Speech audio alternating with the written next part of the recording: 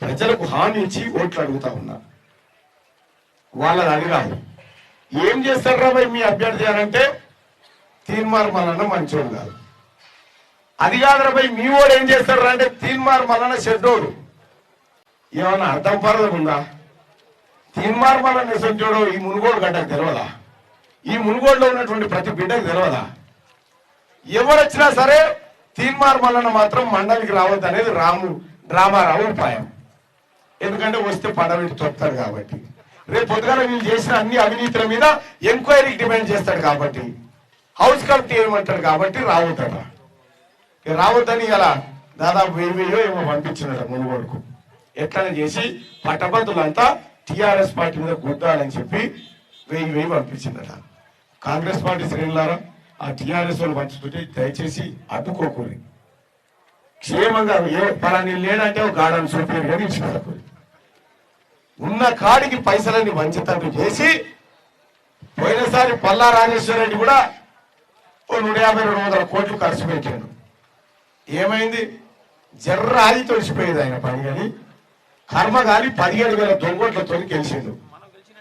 ఇవాళ ఈ ఎన్నికల్లో సోదరులారా ఖమ్మం క్లీన్ స్వీప్ చేయబోతా ఉన్నాం. వరంగల్ 75% ఓట్లు సంపాదించబోతా ఉన్నాం. ఇక నల్లగొండలో 70% ఓట్లకి తక్కువ వచ్చే పరిస్థితి లేదు. ఇంత పకడ్బందీగా కాంగ్రెస్ పార్టీ కార్యకర్తలు గ్రామాలలో పట్టభద్రులను కలిసి ఈ వ్యవస్థను తయారు చేస్తే ఇంతమంది కాంగ్రెస్ పార్టీ కార్యకర్తలను దాటి గ్రామాలలోకి పోయి పట్టభద్రునికి పైసలు ఇచ్చి వీళ్ళు ఓటు వేపిస్తామని చెప్పి అంటా ఉన్నారు. పట్టభద్రులారా సోదరులారా, టీఆర్ఎస్ పార్టీలు పైసలు ఇస్తే విడిచిపెట్టకూరి. ఎందుకంటే ఎందుకు చెప్తా ఉన్నా అంటే సోదరులారా, అమ్మ పెట్టది అనుకోని అన్నట్టు నేనైతే తీయలేను. ఇచ్చేటోని ఎందుకు చెడగొట్టాలి? కాబట్టి